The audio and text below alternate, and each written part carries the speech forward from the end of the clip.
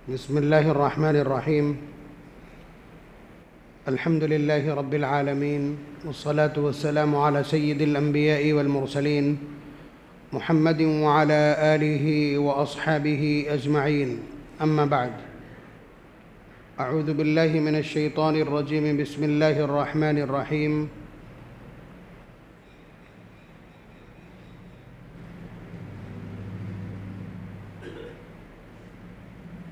यौम युहमा अलैहा फ़ी नारि जहन्नम फ़तुक्वा बिहा जिबाहुहुम व जुनूबुहुम व ज़ुहूरुहुम हाज़ा मा कनज़्तुम लिअन्फ़ुसिकुम फ़ज़ूक़ू मा कुन्तुम तकनिज़ून।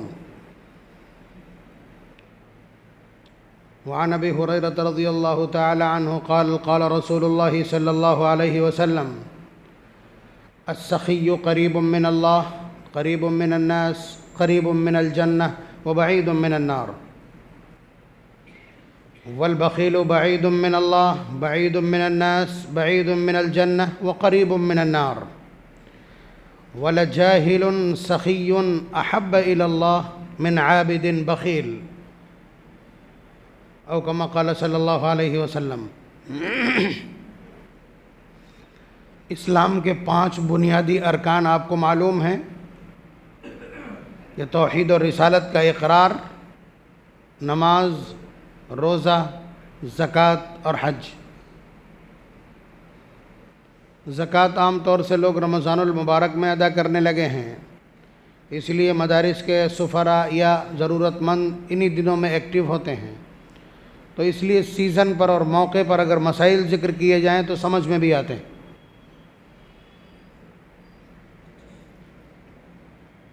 ज़कात इस्लाम के बुनियादी पिलर्स में से और बुनियादी अरकान में से एक रुकन है।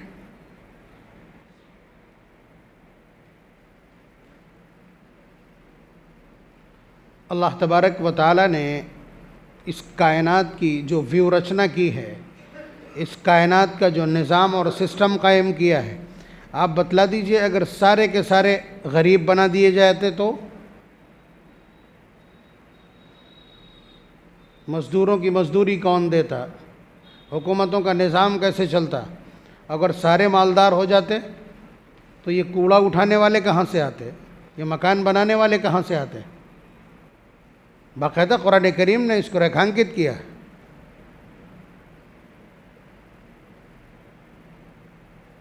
वली बुयूतिहिम अबवाब, पारा नंबर 25 सूरह ज़ुख़रुफ़ में, बाज़ुहुम बाज़न सुख़रिया व रहमतु रब्बिका खैरुम मिम्मा यजमाऊन। तो ये एक निज़ाम है अल्लाह तबारक व तआला का। इसी तरह अल्लाह ताला ने कुछ लोगों को मुफलिस और तंगदस्त बनाया है। अलग अलग तरीक़े हैं उनके। पहले तो एक सीधा सिंगल सा फॉर्मेट समझ लीजिए कि इस दुनिया में हम लोग हैं, तो आप ये समझ लीजिए कि आप एग्ज़ामिनेशन हॉल में बैठे हैं, आप एग्ज़ाम हॉल में बैठे हैं और आपके सामने आने वाला हर मामला, आपके सामने पेश आने वाला हर अमल, हर ज़रूरत इम्तिहान का एक सवाल है। और ये तो बहुत बड़ा सवाल है। आपके पास माल का मौजूद होना ये तो बहुत टॉप का क्वेश्चन है, ये बहुत बड़ी क्वेरी है। अल्लाह तबारक व तआला ने तो माल को हमारे लिए क्या बनाया, लिनफ्तिनहुम फ़ीह, फरमाया कि हमने माल उन लोगों को दिया है ताकि हम उनको आज़माएं। बल्कि हुज़ूर ने एक जगह तो बिल्कुल साफ़ सुथरे अल्फाज में फरमाया कि लिकुल्लि उम्मतिन फ़ितना, कि पिछली 1,24,000 जो उम्मतें गुज़री हैं उनमें से हर एक के लिए कोई ना कोई चीज़ आज़माइश का मेयार और कसौटी थी।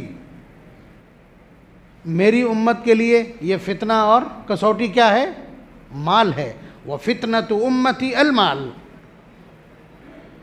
तो जाहिर सी बात है इसके ज़रिए से आज़माया जाएगा। जो गरीब हैं, मुफलिस हैं, तंगदस्त हैं, वो इसको हासिल करने के लिए गलत राहों पर तो नहीं जा रहे हैं, उनके पास पैसा नहीं है, वो पैदल चल रहे हैं, उनके हाथ में लाठी है और सामने से कोई लग्जरी गाड़ी में जूं करके गुजर जाता है। तो जाहिर सी बात है ये ऊंच नीच देख करके इसके दिल में पैदा होने वाले ख़यालात उसकी रीडिंग नोट कराएंगे। उससे पता चलेगा कि ये जो जी रहा है क्या इसमें शुक्र शामिल है, इसमें सब्र शामिल है, और इसे वो अल्लाह तबारक व तआला की तक़सीम समझता है कि नहीं? वो इसलिए, और जिनके पास है वो उसको क्या समझ रहे हैं? अपना हक़, अपना हासिल किया हुआ, ख़ुद से उनको मिल गया, यहाँ पर वो ख़ुद से पहुँच गए हैं क़ारून की तरह। अगर वो ये समझते हैं तो वो मुश्किल में। जिन लोगों के पास माल है वो उसे अल्लाह तबारक व तआला की नेमत समझ करके इस्तेमाल कर रहे हैं कि ये अल्लाह की अता है, मैं उसे उनकी अता के ज़रिए से ये राहत और ऐश पा रहा हूँ, और मेरी ज़िम्मेदारी है कि इनमें से इन अमवाल में अल्लाह ताला ने जो हुकूक मुतय्यन कर दिए हैं वो अदा करना मेरी ड्यूटी। अगर वो हुकूक, जो माली हुकूक अल्लाह ने मुतय्यन किए हैं वो अदा करता है तो इस माल को कोई चैलेंज नहीं कर पाएगा, इस माल को कोई फना नहीं कर पाएगा। बात समझ रहे हैं आप? और अगर उस माल को अपने हाथ की कमाई, अपने हुनर का कमाल और अपने 3-5 का नतीजा समझता है तो फिर वो इंतज़ार करे कि अनकरीब वो इस माल से मुश्किलात में भी फंसेगा और ये तबाह भी होगा, और ये चलता है। मेरी इस बात को आप समाज पर जब एम्प्लाई करके देखेंगे तो आपको अप्लाई करेंगे तो आपको पता चल जाएगा कितने ऐसे आपने सूरमा और मालदार देखे होंगे जो आज फुटपाथ पे हैं, हाथ में कटोरा है उनके। हमने आज से 30-35 साल पहले अपनी बस्ती का जो सबसे बड़ा मालदार, सबसे बड़ा ज़िम्मेदार था, अभी 5 दिन पहले उसके बेटे ने अपनी रिहाइश का मकान तक बेच दिया। 1 इंच जगह नहीं है उसके पास। ये अभी 1 हफ्ते पहले का वाक़या है। तो अल्लाह तबारक व तआला की ये साइकिल, ये उनका निज़ाम, फितरत का ये सिस्टम, ये इसी तरह चलता है। अगर हुकूक अदा करते रहे तो ठहराव रहेगा, आपके पास दौलत रहेगी, और अगर आप हद से गुजरे तो फिर समझ लीजिएगा धड़ाम से गिरेंगे आकर। तो अल्लाह तबारक व तआला का एक निज़ाम है। जो पैसा हमारे पास है वो समझ लीजिए कि अल्लाह तबारक व तआला की अता है, और इसमें हम आजमाए जाएंगे। आप इसको कैसे साबित करेंगे, इसको कैसे कंफर्म करा पाएंगे, आप इसको कैसे क्लियर करेंगे, कैसे जस्टिफाई करेंगे कि ये अल्लाह का अता करदा है? उसका सबसे बड़ा सिंबल और अलामत, उसकी सबसे बड़ी पहचान, उसके लिए सबसे बड़ी कार्रवाई ये है कि आप ज़कात अदा कर दीजिए। अगर आप ये कहते हैं कि 2.5% रखा है यार, कैसे दे दें किसी को, बड़ा अमाउंट बन जाएगा 2.5%। तो अगर जहन में ये आया तो इसका मतलब ये है कि बंदगी नहीं है, बंदगी नहीं है। इसको कारून की तरह आप अपने हुनर से कमाया हुआ समझते हैं। बात समझ रहे हैं? और इसे समझना कोई मुश्किल थोड़ी है। आप ये समझ लीजिए कि अल्लाह ताला ने जो कुछ हमसे कह दिया है वो मेरी फितरत का हिस्सा, मेरे नेचर का हिस्सा है। वो हर हाल में कंपलसरी, नेसेसरी है, जो भी अल्फाज हो सकते हो, ये फितरत का हिस्सा है, वो मुझे करना है, मुझे अच्छा लगे या ना लगे। बात समझ रहे हैं आप? इस्लाम के कानून को आप फितरत का कानून मान करके चलिए। जब आप फितरत का कानून मानेंगे तो चीज़ें समझना मुश्किल नहीं होगा। आपको अगर दिक्कत हो रही है कि यार 10 लाख का अमाउंट है मेरे पास, 10 लाख का अमाउंट है मेरे पास, और बिला वजह 25,000 चले जाएंगे मेरे, ये अगर जहन में आता है तो ये बंदगी और अब्दियत नहीं है। इसका मतलब ये है कि आप ये नहीं समझते कि ये जो कुछ आपके पास है ये अल्लाह की अता करदा नेमत है। अगर ये नहीं सोचते हैं आप तो किसी भी वक्त भी आप कोलैप्स कर जाएंगे और दाने दाने को तरस सकते हैं। और ये आप जानते हो, एक NSA का मुकदमा लगेगा और उसके बाद में सब कुछ ख़त्म। या खाली मुली डॉक्टर कह देगा ब्लड कैंसर है, टेस्ट में सारी रकम ख़त्म हो जाएगी। कोई एक बच्चा बीमार हो जाएगा तो सारी रकम आपकी, अब पूरा चक्रव्यूह आपका ज़ीरो बन जाएगा। ये सब देखते भी रहते हैं आप कि कितने बड़े बड़े लोग और एकदम कर्जे में। ये किसका कोड़ा है जो चलता है? अल्लाह तबारक व तआला का। अल्लाह तबारक व तआला का। नबी ने 2 टोक बतलाया उस सिलसिले में, मा खालतति ज़कातु मालन इल्ला अहलकत। वो 2.5%, आपके पास 1 लाख रुपया है, उसमें जो 2500 रुपये गरीबों के बने हैं, अगर उसको आप उसके साथ रहने देंगे तो पूरे माल को सेप्टिक हो जाएगी, पूरे माल को गला लग जाएगा, पूरे माल को कोड़ हो जाएगा। हुजूर के अल्फाज क्या हैं? मा खालतति ज़कातु मालन इल्ला अहलकत। ज़कात का माल जिस माल को टच कर जाएगा उसे तबाह कर देगा। ये तबाही जो दिख रही है आपको, जो कोलैप्स मालदारों का आपको नज़र आ रहा हो, और ये चलते हुए कारखाने खाक में मिलते दिख रहे हों, ये फैक्ट्रियां उन पर ताले लगते दिख रहे हों, और अरबों खरबों की संपत्ति वाले आपको एकदम कर्ज के बोझ तले दबते जो दिखाई पड़ रहे हैं, ये इंसिडेंसेस और ये हादसात, ये क्या कहते हैं? ये वही है, मा खालतत ज़कातु मालन इल्ला अहलकत, कि ज़कात का वो माल, वो 2.5% जिसको भी टच कर जाएगा, जहाँ भी आप मिला देंगे उस सब को तबाह कर देगा, ख़त्म कर देगा, सेप्टिक हो जाएगी। ये अल्फाज हैं हुजूर के कि वो हलाक कर देगा बाकी माल को भी। तो मैंने अर्ज़ किया ना कि इस्लाम का जो कानून आपके ऊपर नाफिज हुआ, जो आप तक पहुँचा है, वो फितरत का कानून, वो फितरत का कानून है। उसे फितरत का और तबीयत का कानून और ज़ाब्ता मान के चलिए, तो आपको समझना बहुत आसान हो जाएगा। मैं समझा रहा हूँ एकदम देसी मिसालों से। तरबूज ख़रीद के लाते हैं आप, 50 रुपए का 3 किलो का तरबूज आप लेकर के आए, 3 किलो के पैसे पड़े आपके, आए आकर के आपने उसका छिलका उतारा, 1.5 किलो चला गया आपका। कभी अफसोस किया इस पर? कभी अफसोस किया? जबकि आप 3 किलो के पैसे दे करके आए हैं, 1.5 किलो ये आपका चला गया। कभी किसी ने आज तक अफसोस नहीं किया होगा, इसलिए कि वो फितरत का हिस्सा है, वो ऐसे ही बिकता है। केले लेकर के आए आप, केले लेकर के आए, आधे से ज़ायद 55% करीब छिलका निकल जाता है, मेरा अंदाज़ा ये है। कभी रोया कोई इस पर? मूंगफली लेकर के आए, दाने तो थोड़े से निकले, पता भी नहीं चला, और सामने इतना बड़ा अंबार है आपके। आप बतलाइए मुझे, क्या ये होता नहीं है? ये हो रहा है और ये होता है, और कभी आप चींबजबी नहीं होते, कभी आपकी ज़मीर पर सवाल नहीं आता। क्यों? ये फितरत का निज़ाम है, ये ऐसे ही बिकता है।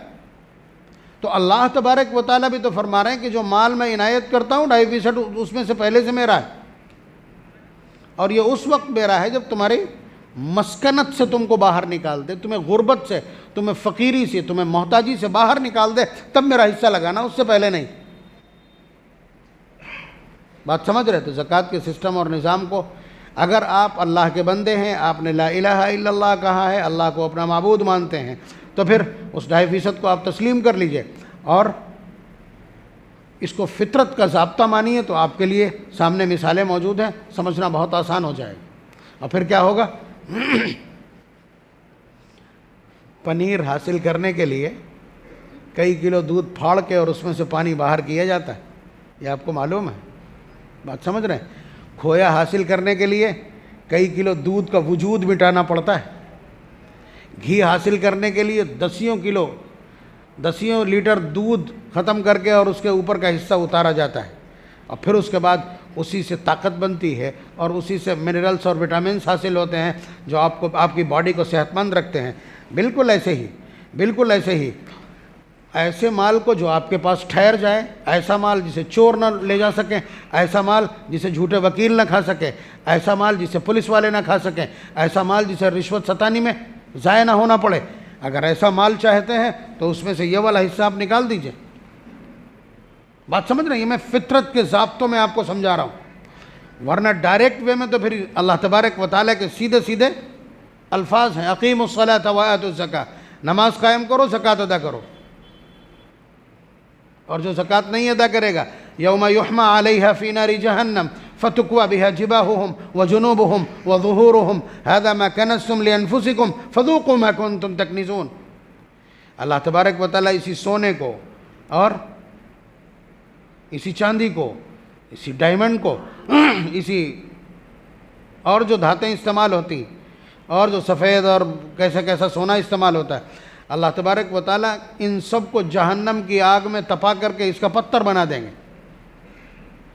और फिर उसके बाद इसी दहकते हुए सोने से, इसी सुर्ख हो गई चांदी से चेहरा दाग देंगे, ऐसे ही उसी से, उसी जेवर से, उसी धात से जिसको आपने समेट के रखा था, ज़कात अदा नहीं की थी। अल्लाह ताला फरमा रहे हैं, पारा नंबर 10 सूरह तौबा की आयत, यौम युहमा अलैहा फ़ी नारि जहन्नम, उस दिन को याद करो जब हम इसको तपाएंगे जहन्नम में, फ़तुक्वा बिहा जिबाहुहुम, फिर इनकी पेशानियाँ दाग देंगे, मोहर लगा देंगे उसी से, व जुनूबुहुम, और पीठ दाग देंगे, व ज़ुहूरुहुम, पहलू दाग देंगे, और वज़ुहूरुहुम, पीठ दाग देंगे, यानी निशान लगा देंगे मैदान महशर में, पहचान लिया जाएगा काहे का मुजरिम है। किस ताज़ीरात की कौन सी दफ़ात इसके ऊपर लागू हुई हैं? ये वही है जिसने माल समेट समेट के रखा था और आसपास में यतीम बेवाएँ सिसक रही थी। बाकायदा जिन लोगों ने जानवर पाले और फिर उसके बाद उनकी ज़कात अदा नहीं की, अल्लाह तबारक व तआला ऐसे ही उसे मैदान महशर में बंधवा देंगे एक जगह और उन्हीं जानवरों से, उन्हीं की टापों से रौंदवाएंगे उसकी बॉडी को। बात समझ रहे हैं? नबी अकरम सल्लल्लाहु अलैहि वसल्लम ने फरमाया, मन आताहुल्लाहु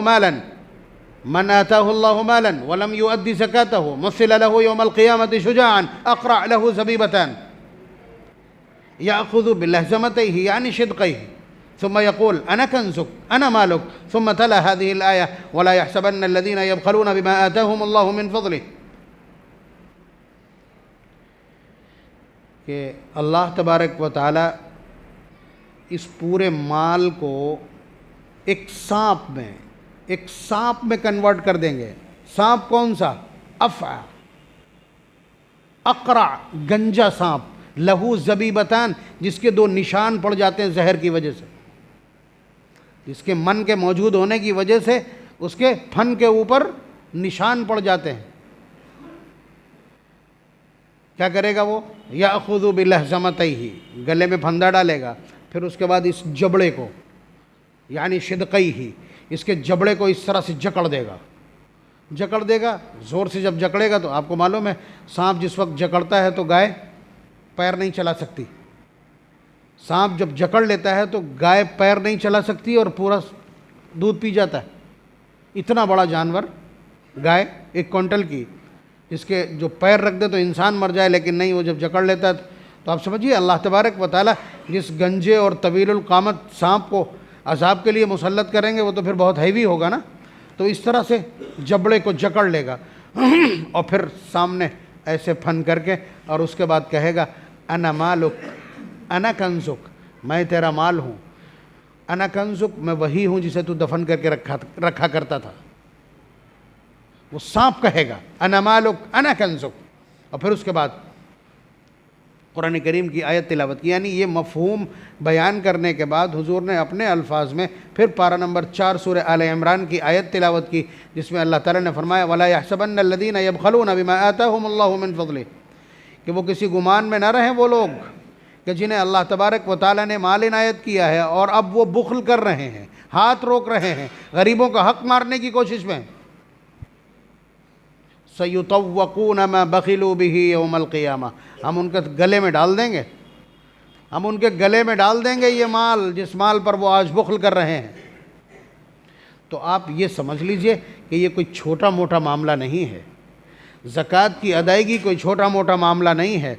लेकिन उम्मत का हाल ये है कि 1000 में 1 आदमी ज़कात अदा करने वाला है इस वक्त। आप चौंकेंगे बहुत कि ज़कात तो हम भी अदा करते हैं। यहाँ बहुत सारे लोग होंगे जो कहेंगे हम पूरे साल देते हैं। ज़कात एक फ़रीज़ा है, उसके अपने मसाइल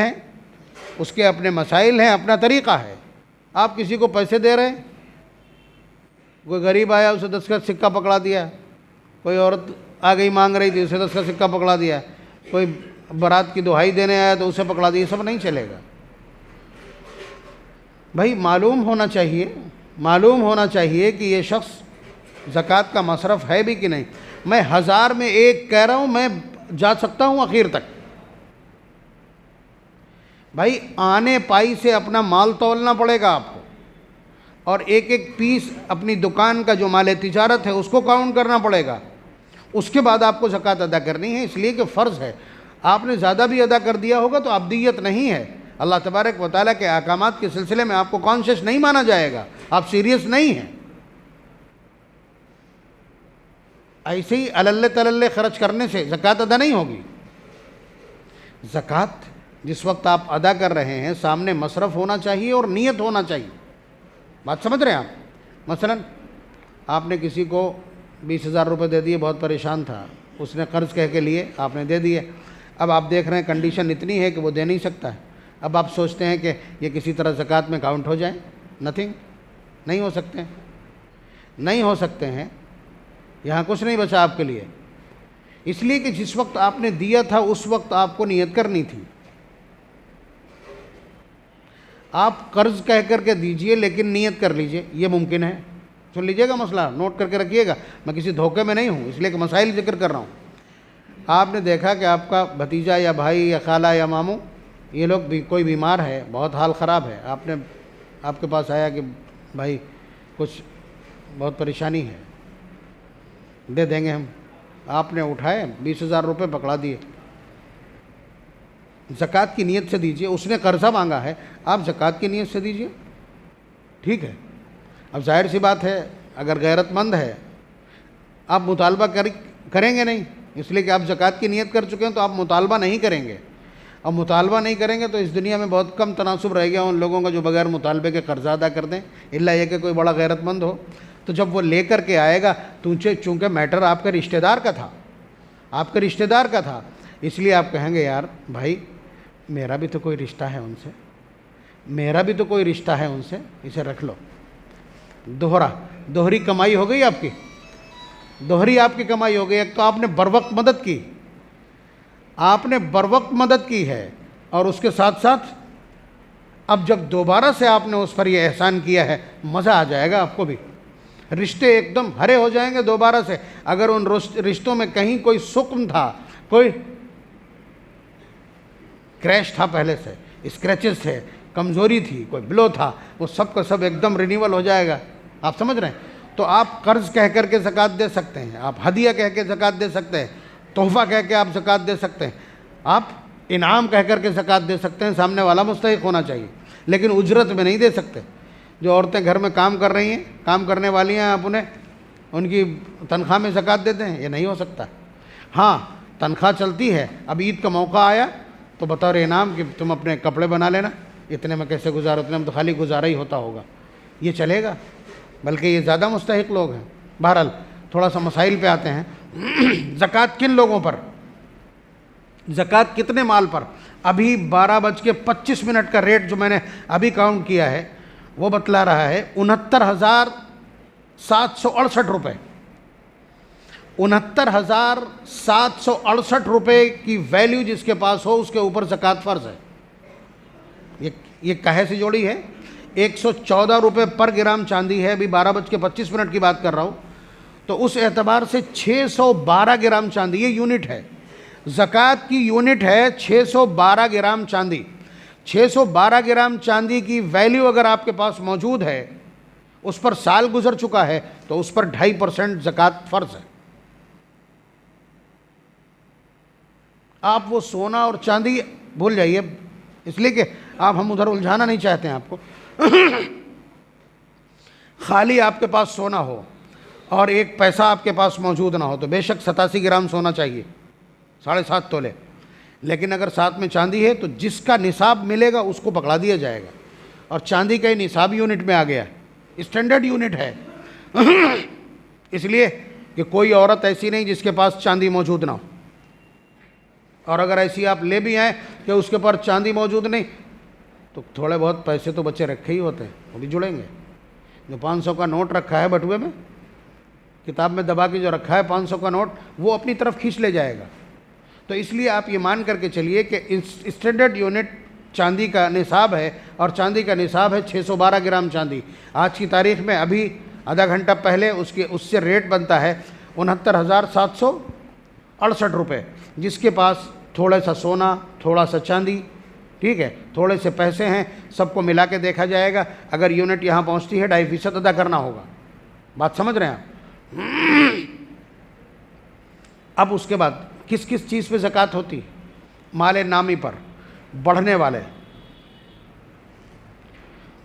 वाले माल के ऊपर ज़कात होती है। बढ़ने वाला माल शरीयत में किसको माना जाता है? सोना, चांदी, पैसा, बिजनेस गुड्स, माल तिजारत। बात समझ रहे हैं? और मवेशी भी इसी में आते हैं, और जो ज़मीन है प्लाटिंग की वो भी इसी में शुमार की जाती है, वो माल तिजारत में आ जाती है। बात समझ रहे हैं? दुकान में जो माल लगा है उसकी वैल्यू, आपके पास जो पैसा है उसकी वैल्यू, ठीक है, घर में जो जेवर है, बीवी अलग शख्सियत है, आप अलग हैं, ये ध्यान रखिएगा। या बीवी का वो भी उसी में अपने में जोड़ लें आप, नहीं। अगर बीवी के पास 612 ग्राम की वैल्यू है और आपके पास नहीं है तो आपके ऊपर ज़कात नहीं है, उनके ऊपर ज़कात। लेकिन वो लाएंगे कहाँ से, मुलाजमत थोड़ी करती। तो आप दे दें उनको, या नहीं देते तो आपसे सवाल नहीं होगा लेकिन उनसे सवाल होगा। लेकिन उन्हें पकड़ के अगर उधर भेज दिया गया, आपको इधर भेज दिया गया, तो जन्नत की ज़िंदगी भी तो बेकार हो जाएगी। तो इसलिए आप समझ लीजिए किस पर ज़कात है, 69,768 रुपये की वैल्यू रखने वाले पर। जो प्लाटिंग, जो लोग माल खरीदने के लिए, किसी के पास 10 करोड़ रुपए की कोई गाड़ी है जिसे वो चलाता और चलता है, उसके ऊपर 1 पैसे की ज़कात नहीं है। लेकिन अगर किसी ने 10,000 रुपये की मोटरसाइकिल बिक रही थी सस्ती, उसने सोचा थोड़ा सा इस पर पैसे लगा करके इसे बेच देंगे, इस पर ज़कात है। इसलिए कि ये बिजनेस गुड्स है, वो आपके इस्तेमाल की चीज़ है, उस पर नहीं। ज़कात किसको दी जाना चाहिए? ज़कात के मसारिफ में नबी को भी अल्लाह तबारक व तआला ने दखल अंदाज़ी नहीं करने दी। बाकायदा हुजूर ने खुद ये कहा। एक शख्स आया और आकर के कहने लगा कि मुझे ये दे दीजिए।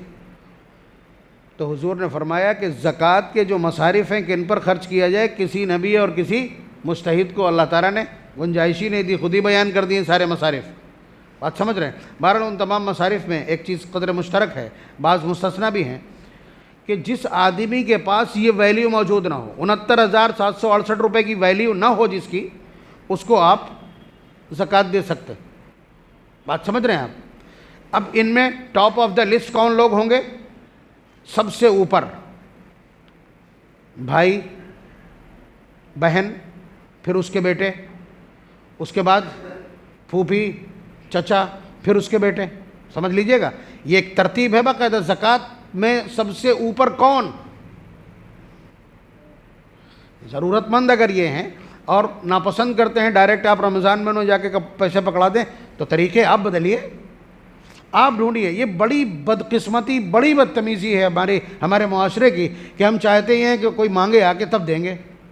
हुफ़्फ़ाज़, एक हाफिज़ साहब शिकायत करने लगे कि मौलाना पूरे साल घूमते हैं, कोशिश करते हैं, मेहनत करते हैं, बच्चों को पढ़ाते हैं, सब कुछ, तनख्वाहें इतनी मुख्तसर हैं कि ईद तो नहीं मना सकते उनसे, खर्च चल जाए, लेकिन मजाल है कि किसी के कान पे जूं रहेंगे, बस ये चाहते हैं कि मांगो आकर के तब हम करेंगे ऐसा। ये अल्फाज हैं अभी 1 हफ्ता पहले इसी फतेहगढ़ के अंदर एक हाफिज़ के। बहरहाल देने में जो तरतीब है मैंने बताया, जितना करीबी रिश्ता उतना ही पहले, फिर उसके बाद चचा और फूफी और उनके औलाद के बाद इधर आ जाएंगे खाला और मामू, उनके बेटे, और फिर उसके बाद ये बाहर निकलेगा मामला, पड़ोसी, और फिर थोड़ा दूर के रिश्तेदार। ये सब ये तरतीब चलती है ज़कात में। इसलिए कि इसका असल मामला ये है कि जो फ़क्र की आग में, गरीबी की आग में जो झुलस रहे हैं, उनको सहारा देना। तो जिनकी गुर्बत से सबसे ज़्यादा आपके दिल को तकलीफ़ हो, उनकी गुर्बत को दूर करना प्रायोरिटी में होना चाहिए ना। ये एक सिस्टम है, नेटवर्क है पूरा। आपने समझा ही नहीं ज़कात के मामले को। भाई ज़कात अदा करना तो बहुत आसान इसलिए होना चाहिए था कि जाते रहो हमारे करीबी रिश्तेदारों को, और अल्लाह ताला कह रहे हैं मेरी वाली डायरी में लिख देना, अक़रिज़ुल्लाह क़र्ज़न हसना, कि तुम देना अपने भाई को, देना अपने भतीजे को, देना अपनी बहन को, और देना अपने भांजे को, और लिख देना मेरी वाली डायरी में, मैं अदा करूँगा। वहाँ भी दे सकता हूँ, यहाँ भी दूँगा। वमा तुक़द्दिमू लिअन्फुसिकुम मिन खैरिन तजिदूहु इंदल्लाह, जो आना पाई तुम खर्च करोगे मेरे पास उसको पाओगे। और हुजूर ने फरमा दिया कि अल्लाह तबारक व तआला एक खजूर को बढ़ा करके युर्बिस सदक़ात, अल्लाह तबारक व तआला इस तरह खर्च किए हुए पैसों की परवरिश करते हैं, उनको प्रमोट करते हैं। जैसे आप किसी को पैसे, जैसे बैंक आपके पैसे को प्रमोट करती है, वो तो बड़ी बैंक है ना, वो तो सबसे बड़ी बैंक है जो कभी कोलैप्स नहीं हो सकती, दिवालिया नहीं हो सकती। तो अल्लाह ताला युर्बिस सदक़ात बढ़ाते हैं, एक खजूर को ओहद पहाड़ के बराबर बना देते हैं। तो ये अल्लाह तबारक व तआला का निज़ाम है। ज़कात का बिल्कुल मिजाज नहीं है। औरतें तो सांप बन गई हैं, वो तो किसी कीमत पे एक पैसा खर्च करने देना नहीं चाहती। वो चाहती सब मेरी दवा पे खर्च हो जाए, मेरे जेवर पे खर्च हो जाए, मेरे कपड़ों पे खर्च हो जाए। कंट्रोल कीजिए, सवालात आपसे होंगे, मुश्किलात और मसाइब आपके सामने आ जाएंगे। और आप ये समझ लीजिए कि मैदान महशर में सबसे ख़तरनाक, सबसे ख़तरनाक जो इन्वेस्टिगेशन है, सबसे ख़तरनाक जो तफसीलात हैं, सबसे ख़तरनाक जो पूछताछ है और सबसे ख़तरनाक जो जरा है वो पैसे पे होगी। याद रखिएगा, सबसे ख़तरनाक जरा पैसे पे होगी। इसको सहाबा ने बाकायदा बयान किया, बाज़ ख्वाबों में भी इस तरह का तज़किरा सहाबा ने किया। तो उम्मीद है कि मैं ज़कात के हवाले से कुछ पैगाम आप तक पहुंचा सका हूँ। आहने पाई से बाकायदा ये सोच करके कि ये तरबूज का छिलका है, इसे बाहर निकालना, और अगर ये रह गया तो सारे माल को तबाह कर देगा। ये चेतावनियाँ कुरान और सुन्नत की अपने दिमागों में, ये कॉशंस अपने दिमागों में मुस्तहज़र रखिए। और उसके बाद बादिल नाखास, ना चाहते हुए, इबादत उसी चीज़ का नाम है कि आपका नफ्स न चाहे और फिर भी करना पड़े। रोज़ा क्या जी चाहता है? क्या जी चाहता है? लेकिन नहीं, जितना नफ्स पे आप दबाव बनाएंगे इबादत में, वो मकाम और इबादत का वो रंग उतना ही गहरा होता चला जाएगा, कीमत बढ़ती चली जाएगी। अल्लाह तबारक व तआला हम सबको अमल की तौफीक नसीब फरमाए। व आखिर दावाना अनिल हम्दुलिल्लाहि रब्बिल आलमीन।